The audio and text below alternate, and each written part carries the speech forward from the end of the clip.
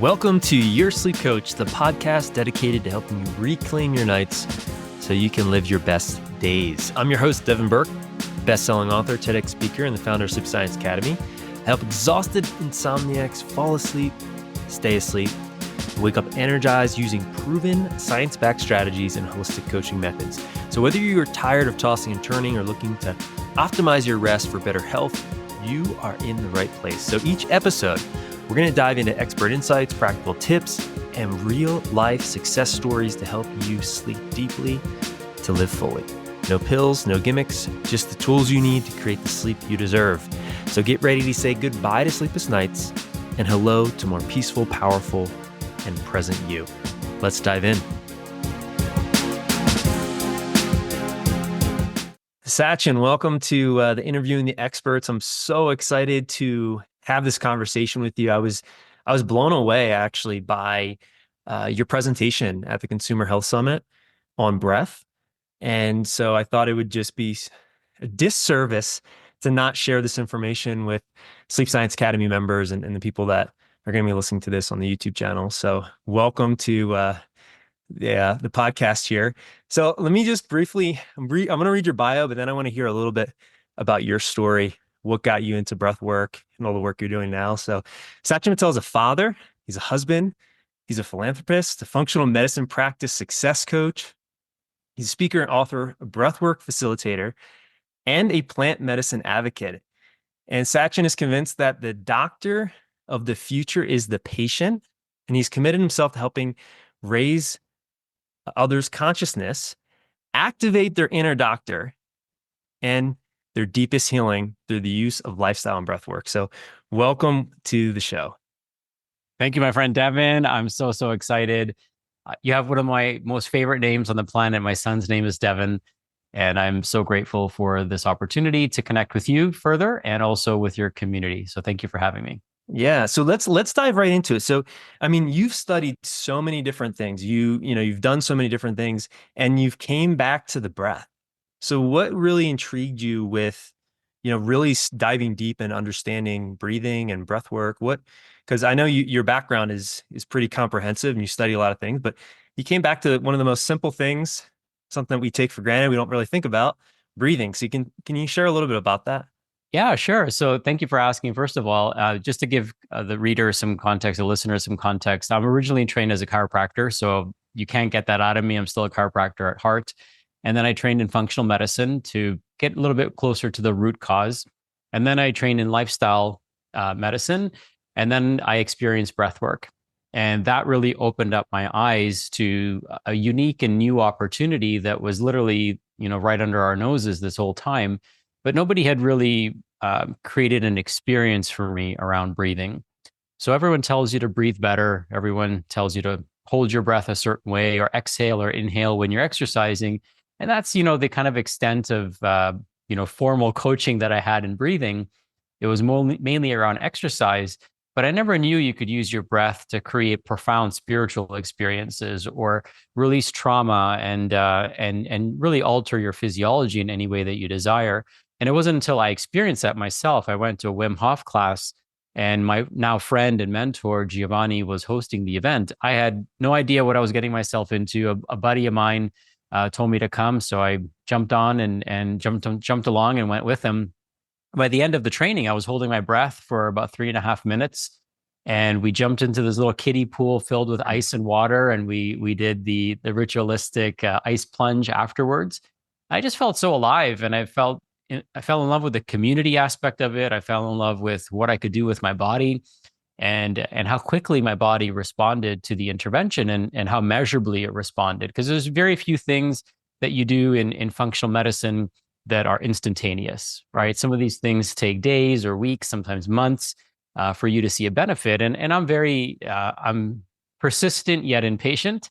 And I like to see results. And what I like to know is this working for me? I don't want to wait a month to find out if it's working. I want to know right now. And how do I measure that? And so breath gave me a tool to be able to measure, wow, this is working. When I started this, I could only hold my breath for 90 seconds. And now I can hold it for 180.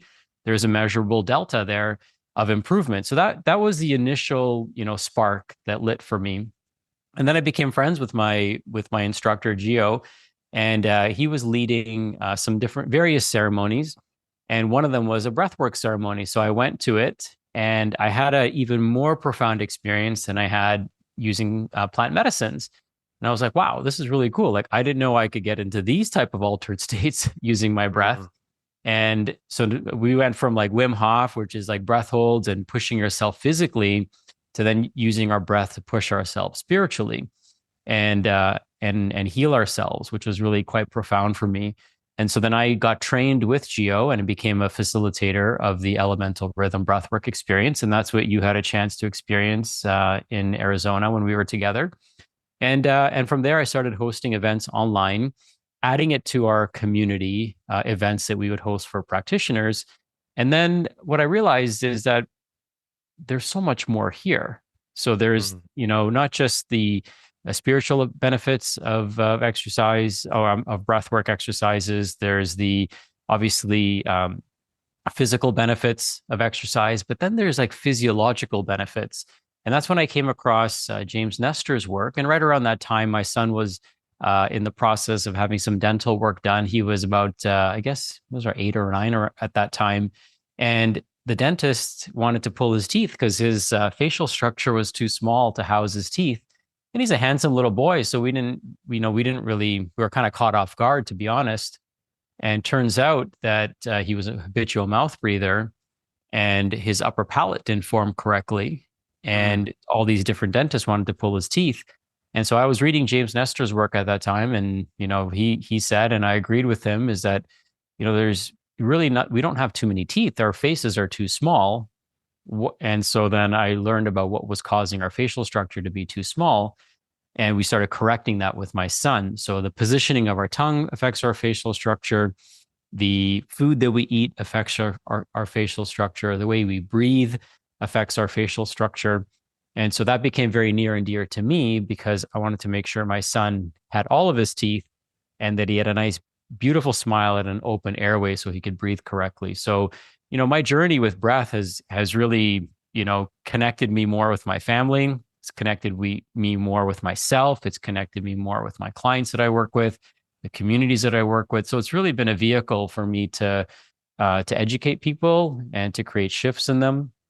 But I was still, while I was learning all this and doing all of this, what I realized is that nobody was teaching this. mm. And so I'm like, this has been around for hundreds of years or thousands, literally since the birth of humanity, it's been around forever.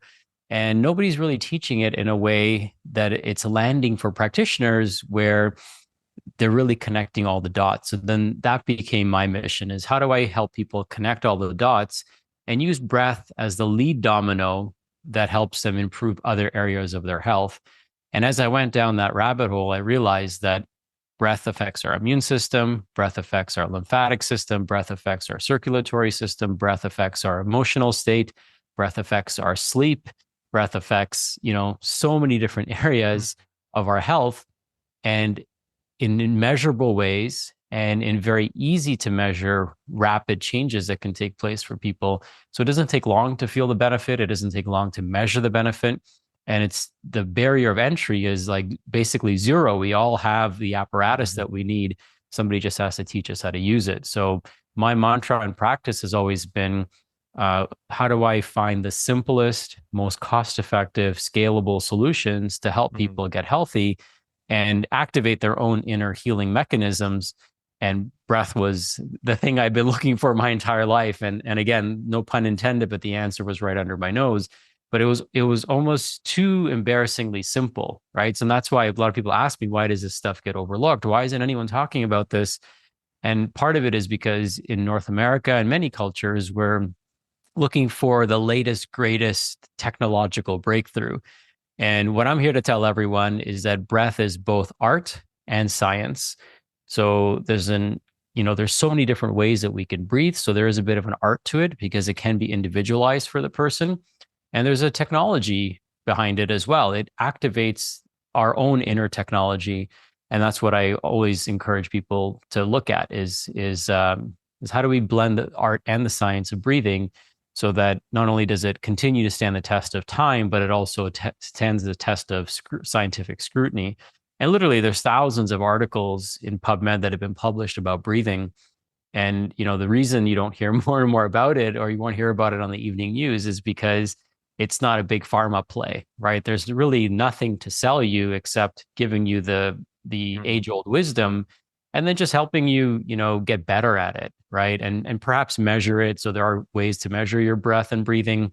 There are tools and wearables and things like that can help you enhance it. But once you know how to do it, it's just you and your breath. And, thank God it's with you everywhere you go. So it's always available for you to access whatever part of you needs to be accessed. Mm, so good. It's amazing. And what it's so interesting is, like you said, it's been under your nose the whole time. It's like this thing. So let's start with the science to get really people intrigued with, why this is so important. And then let's go into the art. And then maybe we can round the conversation out with some of the technology and some of the tools that people could use to help them really implement some of the things that you're going to be sharing. So, and I was so fascinated by what you said in your presentation. There's so many things. I have so many notes. But 50% of the population breathe through their mouth. That just really stuck with me. And so let's start with, why is maybe nose breathing better than mouth breathing? What can someone expect when they start to, consciously breathe through their nose? What are the benefits of that? And then let's kind of take it into some of the other things. Yeah. So there's so many reasons to breathe through your nose, and I'll list a whole bunch of them. Um, so one is we breathe through our nose because our nose is specifically designed as an intake. The nose actually slows air down because we don't want the air to rapidly enter into our lungs. We want the air to slow down. We want it to be conditioned. We want it to be perfected. So when it goes into our lungs, it's temperature regulated, it's pressure regulated, it's moisture regulated, it's remove all the big particulates have been removed, and all the fine particulates in many ways have been removed as well. So we have this ornate structure, these turbinates that are on the inside of our face, and these will help with filtering the air, pressurizing the air, moisture regulating the air, and temperature regulating the air. And the nose is actually an interesting organ because it biologically also cleanses the air. So it's your biodefense against the outside world. Each day we breathe about 30 pounds of air. So if you just think about that for a minute, we consume more air than anything else that goes into our body. And so we're interacting with the outside world through the air that we breathe. And so that's one of the reasons we want to breathe through our nose. The other reason is because our nose is lined with nitric oxide producing mucus. And so the bacteria in our mouth, when we have the right type of bacteria in our mouth and the right nutrients in our body, they make something called nitric oxide. And nitric oxide kills viruses, bacteria, and pathogens on contact. So it's our initial defense system against, invading pathogens. The other thing nitric oxide does is it helps dilate our blood vessels. And what that means is our blood vessels get nice and wide, which means that there's less pressure required to move blood through the vessel. So it naturally lowers our blood pressure. The other thing nitric oxide does is it increases microcirculation. So if I want to get more blood flow to my brain or my fingertips or my genitals, as an example, I want to increase my nitric oxide levels. Breathing simply through your nose will increase nitric oxide levels in the blood sixfold. And breathing through your nose and humming, so you breathe in through your nose and hum on the exhale through the nose, will increase your nitric oxide by 15-fold. So we can improve our biodefense mechanism. We can lower our blood pressure. We can increase microcirculation by simply breathing correctly. Now, for those people that aren't familiar with this, but initially Viagra was developed as a medication to help recirculate and recycle the nitric oxide that we produce. And what they found, and it was initially developed as a blood pressure lowering medication because that's what Mm, nitric oxide does. But what they found in men, when men are most commonly studied versus women and children, and what they found was an interesting side effect. And they said, well, this is way better than lowering people's blood pressure. Let's give them 4-hour erections by cranking up their nitric oxide levels. So that's a funny story about how Viagra became such a blockbuster drug. It was initially developed to lower blood pressure, And the mechanism of action is to recirculate the nitric oxide levels that you produce. Now, what's interesting is that during COVID, they would prescribe men nitric oxide through Viagra to actually help them combat COVID.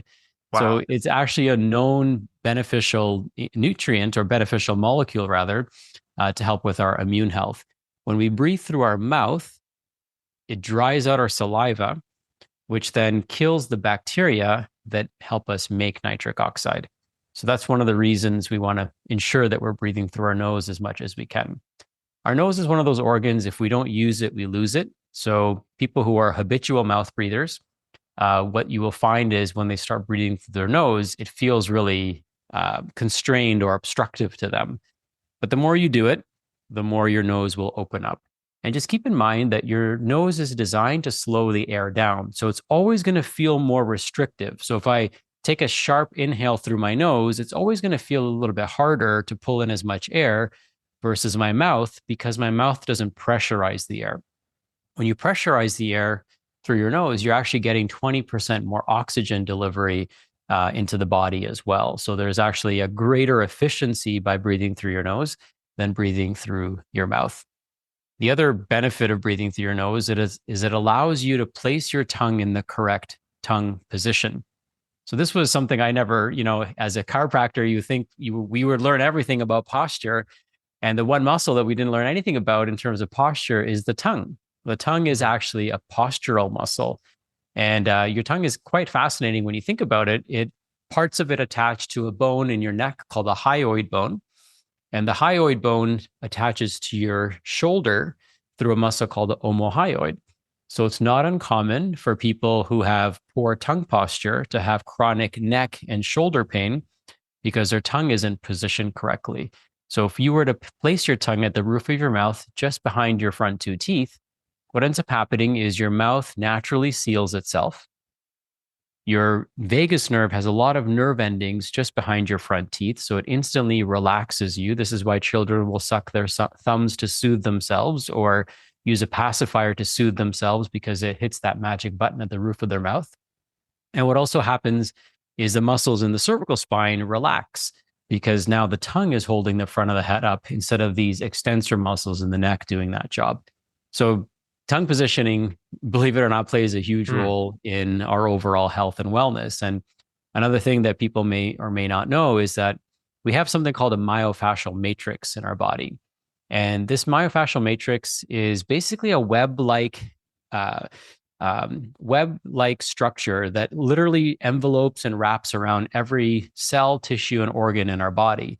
In fact, it's the system through which every nucleus of every cell in your body is connected with one another. So it's kind of an amazing system, and it was just discovered in this current century, in the 21st century.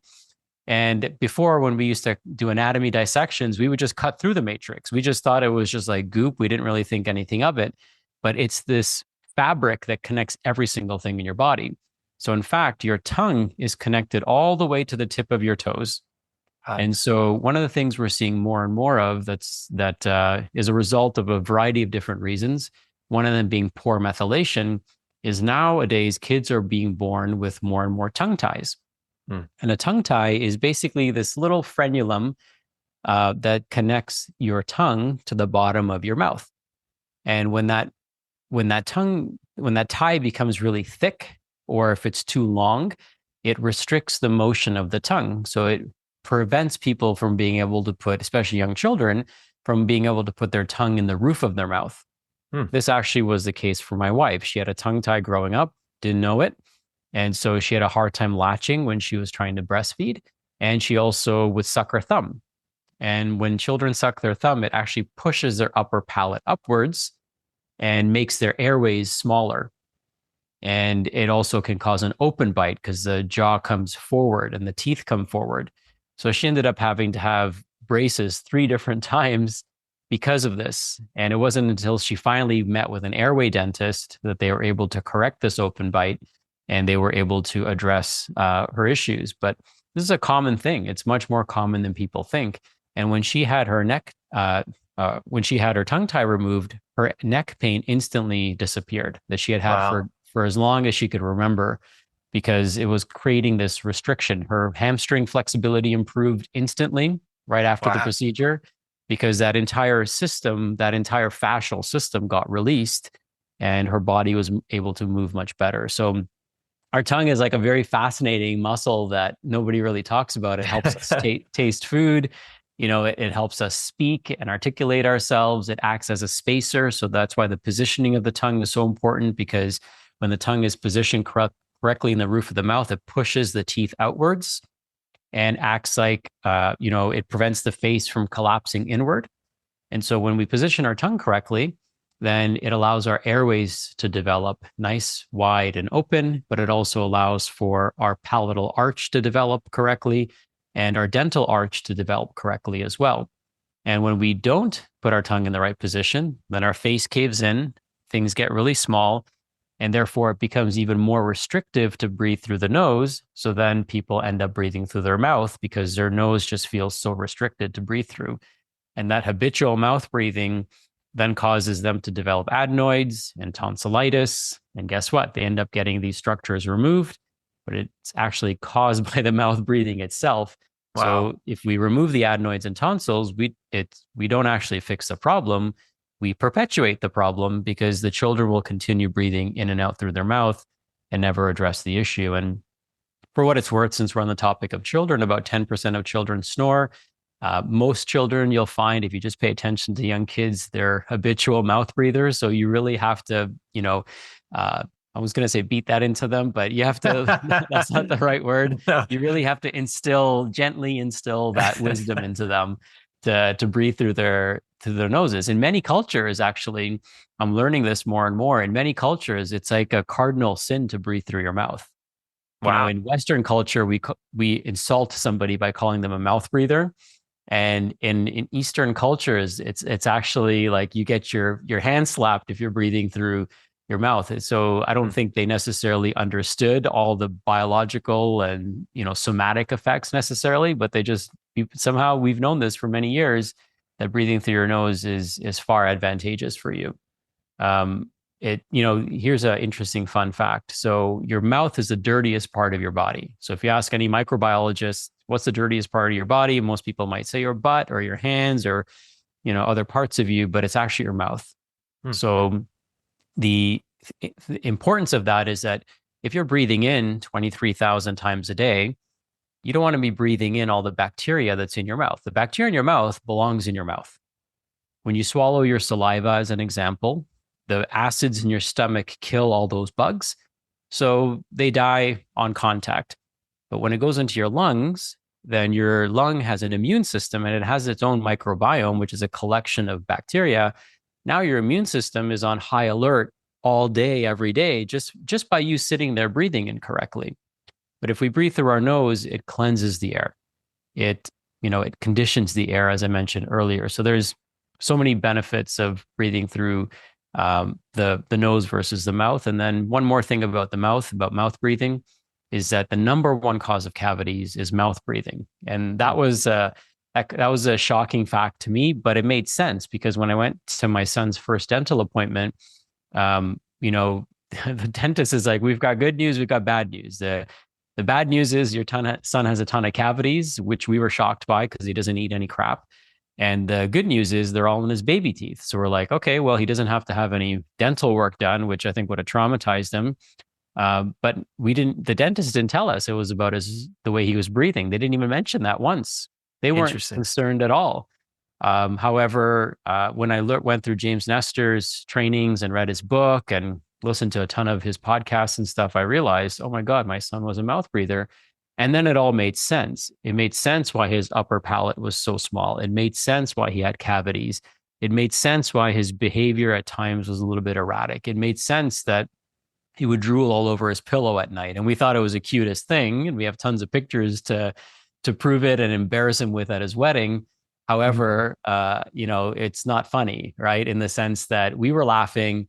It's comical when we share the story, but at the same time, it's serious stuff because had we known that and had we done something about it, we wouldn't have had to spend like $10,000, $15,000 correcting his bite, and he wouldn't have to go through all the trauma of having braces and arch expanders and I'm sure he wishes we knew better as well. Well, I can say from personal experience, I am exactly like your son, Devin.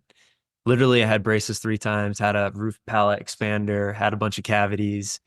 And so, like, literally, I can attest to everything you're saying from personal experience. And I mean, it's fascinating. I mean, I have a lot of questions based off of everything you just shared, but I want to start with just something simple. How can somebody tell if they have a tongue tie? Like, if somebody, would they be aware? Is there like a test? Would somebody, how would you know if you had a tongue tie?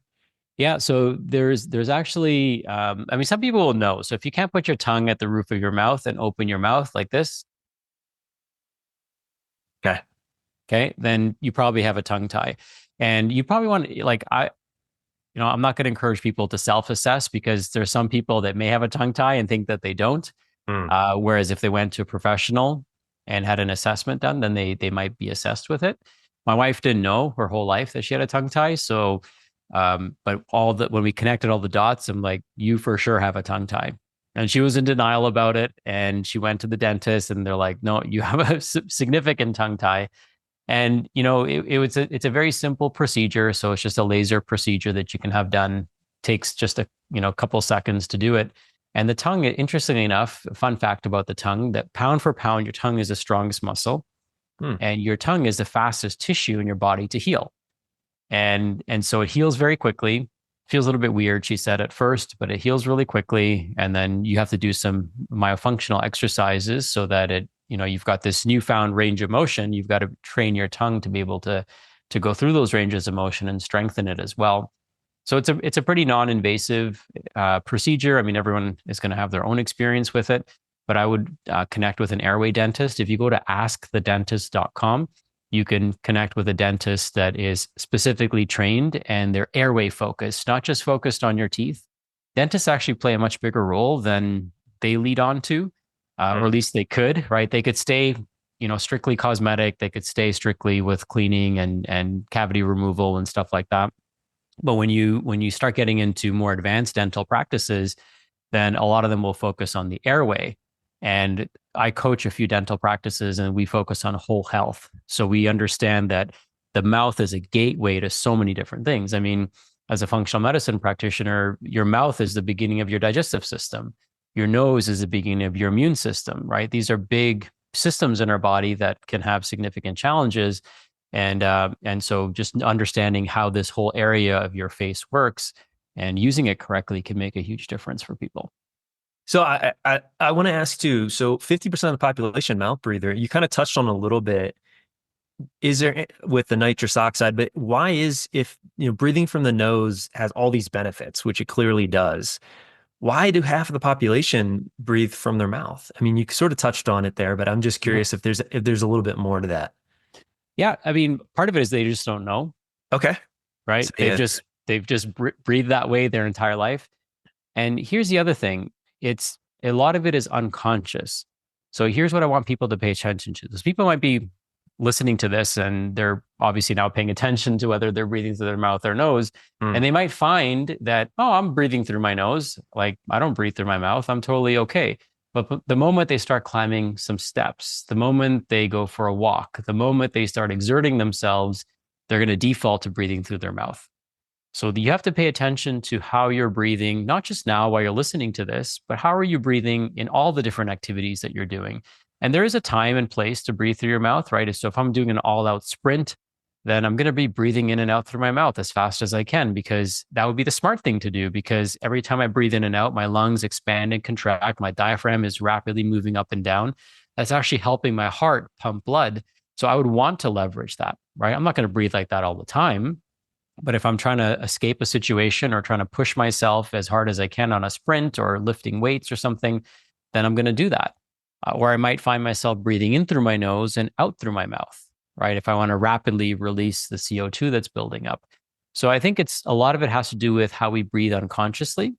And when we exert ourselves. The other thing I would say is that, and maybe we talked about this a bit, is that if we weren't trained to breathe through our nose as children, the airway gets more constricted and smaller. And so it becomes harder to breathe through your nose. Some people's noses get really stuffy, they get congested. And so the easy thing to then do is to default and start breathing through the mouth because there's no resistance or restriction there. So it could be allergies, it could be small airways, it could be mucus that's building up because of diets and inflammation. It Mm. could be, there's people that, are inhaling mold and all kinds of different things because they're not using air purifiers in their homes. So there's a variety of reasons why people's airways can get congested, and then it's just easy for them to breathe through. It's much easier for them to breathe through their mouth. Now at nighttime, because I'm a habitual nose breather just by default. Maybe I had that conditioned into me as a child. I don't know. But when I was breathing at night, I would have the tendency to snore, and it turns out that my mouth would fall open, and I would potentially breathe through my mouth at that point. So 66% of people breathe through their mouth while they sleep. And I think some of that has to do with posture, so the position that they sleep in. And some of it's going to have to do, obviously, with tongue positioning. And then some of it's going to have to do with just how relaxed their jaw gets, and it just kind of falls open. And then as a result of that, air takes the path of least resistance. So they're going to end up breathing through their mouth. And that could lead to snoring, that could lead to dry mouth. Mouth breathing is a diuretic, so it makes us actually use the bathroom more. So people who breathe through their mouths during the day or while they sleep are going to have the tendency to wake up more frequently to use the restroom. So there's a variety of consequences of mouth breathing, but the reason why people breathe through their mouth could vary from person to person. I want to put a pin in what you just said. I want to stop you just for a second. I want to make sure everyone really heard what you just said, because so many people wake up in the middle of the night to use the restroom, and then their mind starts to go, and so what you just said, you said if people really paid attention and started to breathe through their nose, there's less of a likelihood that they're actually going to need to wake up to use the restroom. Yep. That So like really important pin right there. Like we kind of just breezed right over that, but that's like there's so many people, and then the whole snoring. I wrote this down in my notes here. You said snoring is the third leading cause of divorce, which I thought was fascinating. Mhm. And we get this question all the time from our clients at Sleep Science Academy. My partner snores, and it drives me insane. What do you recommend that I do about it? And I'd love to hear your thoughts, because currently it's, CPAP pretty much. That's the solution. But what you're touching on and what you're sharing is, I think it's kind of addressing the root of this whole thing. So I'd love to get your thoughts on, for people that have partners that snore or snore themselves, what can they start to do to really, eliminate that and start to breathe in a correct way so that they don't have to use the CPAP, possibly. yeah, great question. So, just like a few things come to mind here, and I know that in the work that you do, you're probably helping people balance their blood sugar, right? That affects our sleep quality. Another big thing that affects our sleep quality is circadian rhythm, right? So, and the reason I bring this up is because we can control these things during the day. So, you don't want to be, just an unconscious breather at night and then, or during the day. And then at nighttime, you say, well, I'm going to focus on my breathing. You really got to focus on your breathing all day, every day. Just like you got to be mindful of your circadian rhythm throughout the day, just like you have to be mindful of your blood sugar throughout the day. So what we do during the day transfers into the evening. So we might think that when I go to sleep, I really can't control how I breathe. Well, you actually can by controlling how you breathe during the day. Mm. So first things first, I invite people to get used to placing their tongue at the roof of their mouth. So when they're not talking, so when Devin's speaking on this interview, my tongue goes right back to the roof of my mouth. My breath goes to 6 in, 6 out. And that's the way I want people to breathe for the majority of their day. Now, if you're working construction and you're physically exerting yourself, or you're in the gym, there's different breathing patterns for that. But for most people, you're sitting at your desk, reading email, responding to email, watching TV, reading a book, even cooking or mild exertion, 6 in, 6 out. That's going to get your nervous system into a state of coherence. It's going to increase oxygenation to the brain. It's going to slow down the aging process. Slowing down our breath is the fastest way to slow down the aging process. And it's going to shift your body into a parasympathetic state where you're healing every cell, tissue, organ, and system simultaneously. So it's really the state of all states to want to be in. And as a result of that, it's just going to put you in a much better physical, emotional, mental, and spiritual state. So that's the breathing that we want to do during the day. Now, what the other thing I want people to do is I want them to strengthen their diaphragm. So a diaphragm translates loosely to the word horizon. So the word diaphragm separates our heart and our lungs, and it's a muscle that goes right underneath our heart and our lungs and separates the rest of the abdominal trunk organs. And the diaphragm is referred to as the second heart.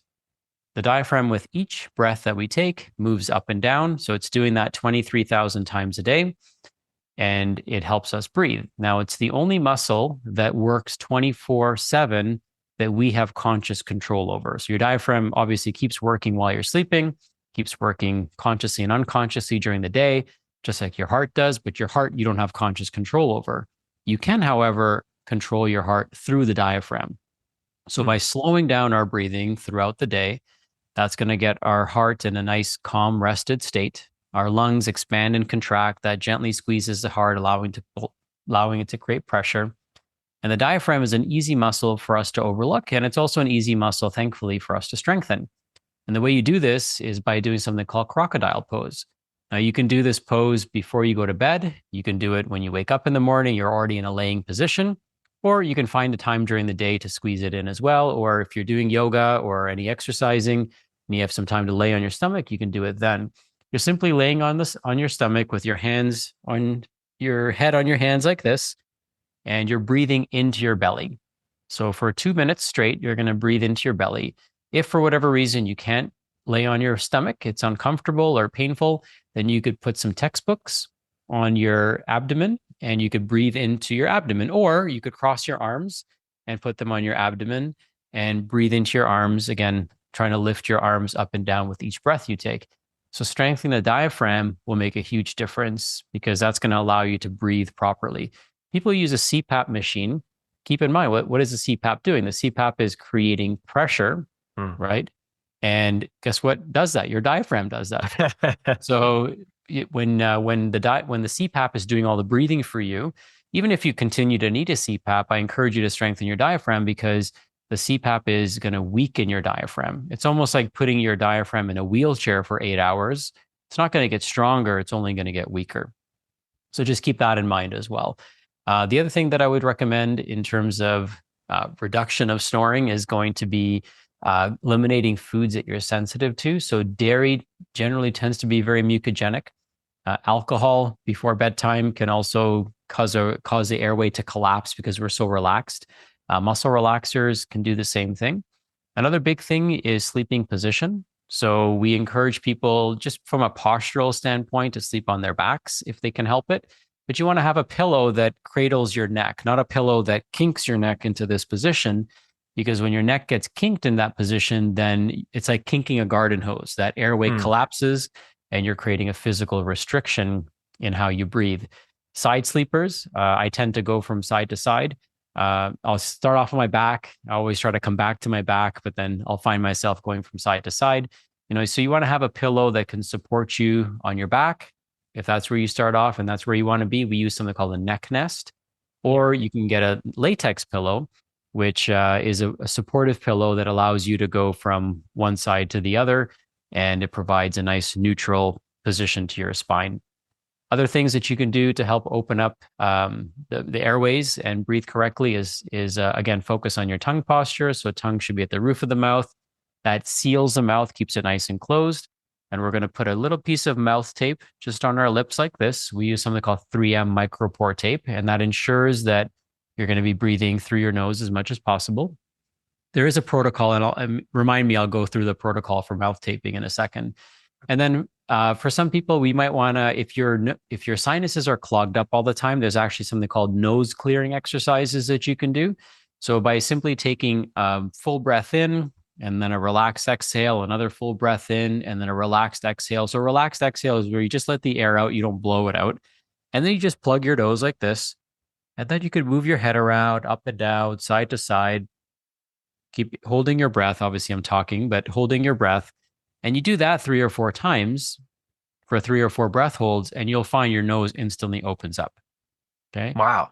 So that could be a great way. A navage is another great way to kind of clean out the inside of the sinuses. Navage is like It's basically like a neti pot on steroids. So it's very gentle. So you have water going in one side with a saline solution and then a little vacuum sucking it out the other side.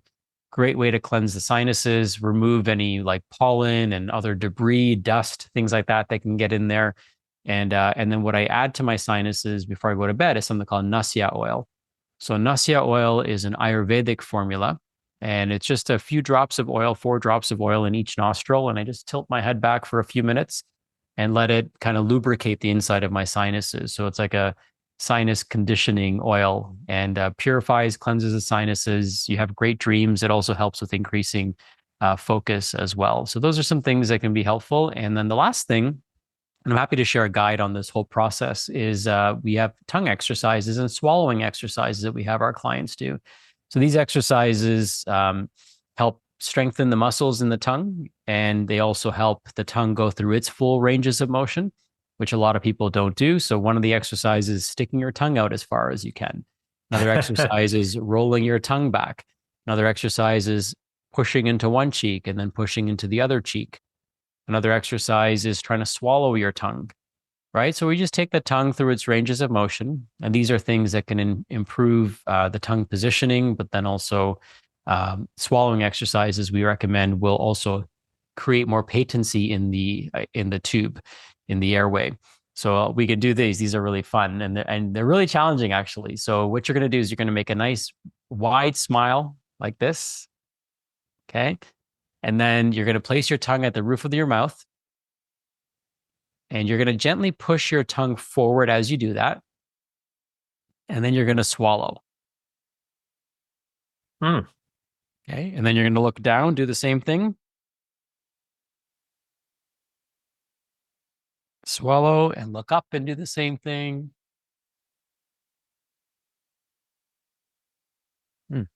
And you might find that that's a little bit harder than it sounds, right? So it's really gonna, yeah. So it's really gonna help you in strengthening the airway. Another thing that I want to mention is there's an easy way to assess if your arch in your face is wide enough, and you'll notice this on me. So when I open up my smile nice and wide, see how there's space here? Yeah. All right. So that space shouldn't be there. Really? Okay. And you can see that yours is, you got a little bit, but mine is more prominent. So we want to see when somebody opens up their smile nice and wide, we see as little black on the sides as possible. Okay. And of course, there's variation there, but that's kind of a telltale sign that somebody's dental arch could be a little bit wider. So I've never had any braces or dental work done. Fortunately, I've never even had a cavity. And sometimes I wish I did. I feel like I could probably, so I do something called mewing exercises, which helps push my jaw outwards. And I think you saw the before and after picture of just by simply changing the way I breathe, my facial structure has changed over the years as well. Wanted to talk to you about that. I mean, do you think changing, strengthening, I guess mewing exercises strengthen the facial muscles and the muscles of the jaw. Is that correct? Mm-hmm. And would strengthening those muscles help with people that have snoring issues as well? Would that be something that we'd throw into the protocol, or is that Yeah. something kind of separate? Well, those are the swallowing exercises are part of the snoring protocol. Got it. Yeah. So Okay. we'd want to do that. And then there's something else that I mentioned at the event that's probably worth mentioning here is the reason people's airways are smaller than ever before is because of how soft our food has become. Mm. So we used to, Weston A. Price, a very famous dentist, and when they asked him, why are people's like teeth like literally rotting out of their faces? Why are people's teeth falling out? Why are their dental arches so small? Why are their teeth crowding? And why are there so many cavities? And what he postulated, which I think was part of the story, was that we are eating a lot of processed foods and grains, right? And they noticed that when when they changed their diet to eating more, processed foods that are nutrient deprived, that people's, teeth started becoming problematic. But that's only half of the story. The other half of the story is not only are they eating processed foods, but they're eating mechanically processed foods, which means foods are softer than ever before. And so if you ever give a child a toothbrush, you'll notice that the first thing that they do is they don't brush their teeth. Even though they've watched you brush your teeth like their entire life, they start chewing it, right? Intuitively, they start biting it and chewing it. And then we have to like get on them about it. But they're trying to teach us something that you're not supposed to be brushing your teeth. You're supposed to be chewing, and that actually strengthens your teeth, right? So animals in nature and even our hunter-gatherer ancestors used to chew approximately 4 hours a day. So Wow. if you think about how much chewing is involved, right, that allows better extraction of the nutrients, right? Remember, plant foods are encapsulated in cell walls, which we can't break through unless we mechanically break through them. So chewing our food is extraordinarily beneficial for the production of stomach acid, for telling the digestive system food is coming, for tasting our food, for assessing the nutrients that are coming in. And more importantly, it's also, or just as importantly, it's important for forming our jaws. So if you ever look at the skulls of people from hundreds of years ago, you would notice that they had perfectly straight teeth. If you look at my parents, my grandparents, my great grandparents, they all have perfectly straight teeth and perfect arches and never had dentists, never had braces, never had cavities until they moved here. What they would do growing up is they would chew on a neem branch. And so they didn't have toothbrushes. Sounds kind of weird, but they didn't have toothbrushes. They had branches to chew on. And so by chewing on these branches, they'd be chewing hard stuff, Hmm. right? And that would stimulate and strengthen their teeth. But then the oils from the branch, like the neem oil, would help enhance their oral microbiome. And then they would bristleize the end of the branch and then they would brush their teeth with it. So they, in effect, they had a toothbrush, but they had to work to make the toothbrush by chewing off the end of this branch. And then, they obviously it's biodegradable, so that they just toss that away or throw it in the fire. But it's kind of interesting how things that we would think as such a developed society, like when I went there for the first time when I think I was 9 at the time. I'm like, this is so weird. This is so barbaric. Like we're so advanced here, and then only to realize that they had it right all along. So it's kind of interesting. So you may not be able to find neem branches to chew on. I think you can order them on Amazon actually. But what you can do is you can chew on silicone blocks. So you can actually buy something called chewing blocks, and these just go in the back of your molars, and you just chew on them. And 15 minutes a day, it's like a great exercise for your jaw, and it's a great way to help increase saliva production, which protects our teeth, and also a great way to strengthen our teeth as well. Because in this day and age, like I think longevity is like such a big thing that we're trying to aim for. Everyone wants to live a little bit longer or a lot Hmm. longer. And, one of the things that we have to keep in mind is that we have to keep our teeth for our entire lives or at least as long as we can. Because once our dental health goes downhill, then a lot of our other health systems start going downhill as well. Man, so much. I took you up on your recommendation and got I think it was Phallium gum, the Phalum gum, yeah. Phallium gum, and and also I ordered some. It wasn't neem branches, it was miswax or Miswak, yeah. and wow, very interesting. Both it's very I encourage anyone listening to this to just to try it and notice. I mean, you feel it. You Oh yeah. totally feel it. And it's just interesting that sort of some of the practices and the things that our ancestors did now are coming back. And it's Mhm. kind of like it's common sense stuff, but it's stuff that we don't really think about unless it's pointed out, like eating harder food, right? Not eating such soft food. I mean, all these things, it's like it's almost yeah, like just like breathing. It's so simple, but yet for some reason we just overlook it. Well, it's, my philosophy now is that if it isn't embarrassingly simple, I don't want to talk about I love that. it. I love it. Yeah, because I mean, and even the simple stuff, it's like it can get complicated, right? There's Mhm. like, so and life is so I love that approach. I think, an essentialism, simplistic approach, people actually can take action on. If it gets too complicated or too overwhelming, which I feel like that's where most people are at, they're just overwhelmed. They don't know what to do. It's like, so here are some simple practices that can actually make a huge difference. And you got to be motivated to actually do them, right? That's the other Yep. thing. It's like, and I think now that people are hearing all the benefits of breath, what this can do, what it can protect you from. Hopefully that's enough to then have people at least start to try some of these things that you're sharing here. Yeah. Because it's one thing to have the knowledge, it's a whole other thing to actually take action on it. Hmm. And so I really just want to encourage everyone listening to this to whatever kind of jumped out at you so far, take action on it. Whatever little thing that Sachin, shared in this conversation up in this point, take action on it. Try it. Be an experimenter of your health. And I love that you said I think it was your quote. It was the doctor of the future is the patient. I wrote that down, Hmm. and I love that because it's like all this knowledge it's here. It's just a matter of us really taking action on it and understanding that it doesn't have to be complicated. It can be simple, and it's has such a profound effect. Yeah, thank you. So a couple of things I'll share in just kind of reinforcing what you said is that it doesn't have to be complicated, but it does have to be simple. And the simpler we can keep it, the more inclusive we can be. And the thing with breath is that, what we'll find in the next probably 5 to 10 years is that every elite athlete will have a breath coach because it's an untapped opportunity. When we think about habit change, there's three key factors to habit change.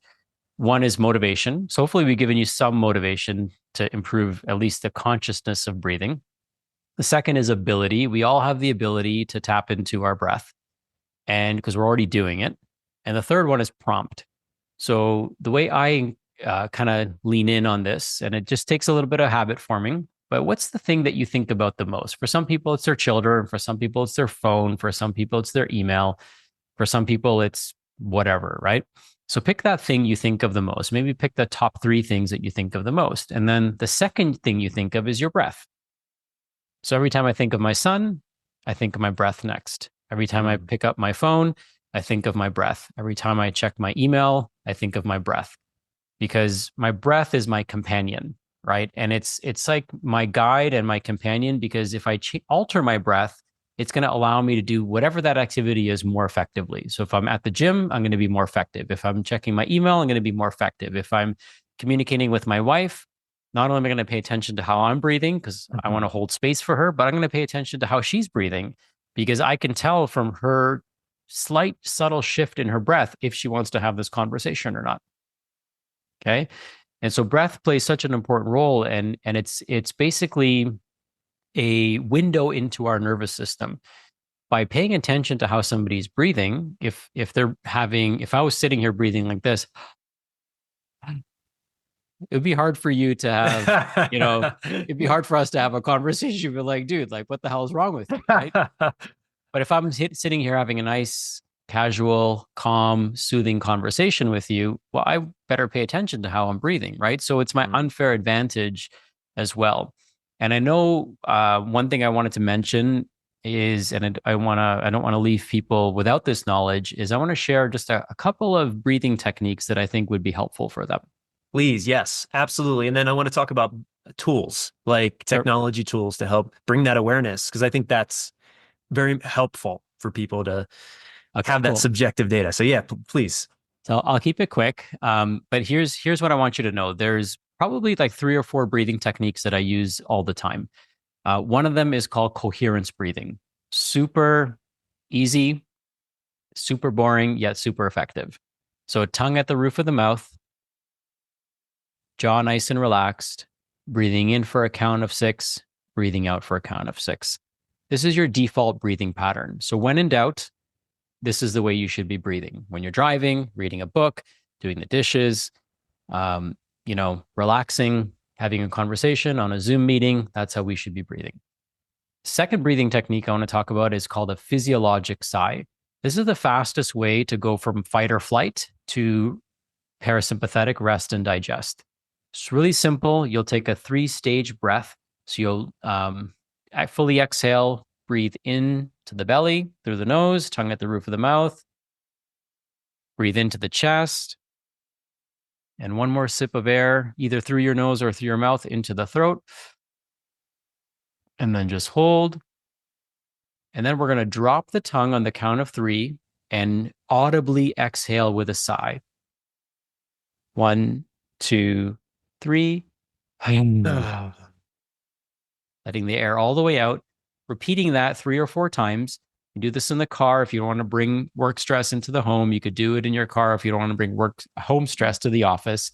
And it's a great way to reset in between appointments if you're working with clients. It's a great tool to give to your clients as well. You could start your appointments this way. Mm. The third breath is a breathing technique that can help you fall asleep faster. And this is 4-7-8 breath. Andrew Weil talks about this. Mm. And it's basically breathing in for a count of 4, in through the nose, tongue at the roof of the mouth, holding for a count of 7, and then exhaling for a count of 8. Now, if that's too complicated for you, you can do the 6 in, 8 out, or you can do 6 in, 10 out. Anything that we do to lengthen the exhale is going to get us into a more relaxed state. Powerful. Those are some simple techniques that you can use. Let's start with 3.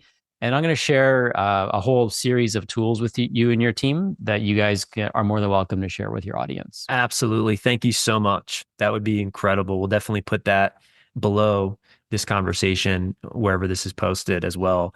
So let's talk a little bit about some of the technology that can help us just have some more feedback or more information or help some of the breath training.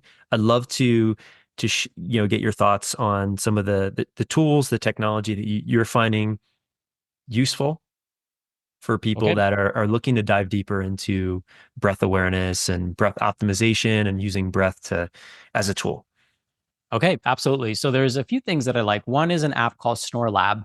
Snore Lab is a free app that you can get. It tracks your nighttime breathing.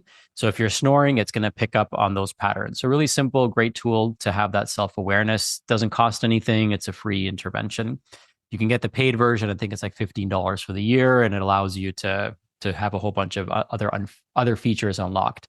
The second tool is called the Moonbird. So a Moonbird is a little handheld device, and it almost feels like a water balloon / bird. It's got this nice latex feel to it. And basically it expands and contracts. So with different breathing cadences, the little Moonbird will expand and contract. So you don't have to sit there and count your breaths. It's doing it for you, but you know exactly when to breathe in and exactly when to breathe out. And then for those of you that like to go even deeper and perhaps would even consider hiring a digital breathing coach, then there's something called the Oxa Band. And the Oxa Band is a wearable device that goes around just below your rib cage, and it's tracking your heart rate, your HRV, your respiratory rate, your calmness state. And it's also an app that can coach you through different breathing patterns and different breath holds and different breathing techniques. So that's a great tool for people to use as well. Amazing. The band, do you find that it's pretty accurate as far as in your experience using it for a set amount of time? Oh yeah, it's pretty wild. So you can actually use it for research purposes. That's the level of quality of the band. Okay. And so there's an actual research dashboard and platform for coaches to be able to use as well with their students. And Amazing. it's pretty cool to be able to see yourself and what's happening in real time as your breath is changing. You can see your heart rate changing, your HRV changing, the calmness state of your nervous system changing. It's all happening in real time for you. That's amazing. Yeah, I love when we can take subjective and objective and sort of, I think it's very, very helpful for people to have both of the feedback loop. Mm-hmm. It's one of the things I think that really helps people stay active and motivated to continue to make progress on whatever they're focusing on. I know you mentioned also, we talked about nitrous oxide in the beginning of this conversation. There are some strips that you mentioned, and then we'll wrap up the conversation here. Sure. We might need to do a part 2. There's so much I'd like to cover. There is. So I do have a company that we use called Berkeley Life, and I know you know Nicole as well.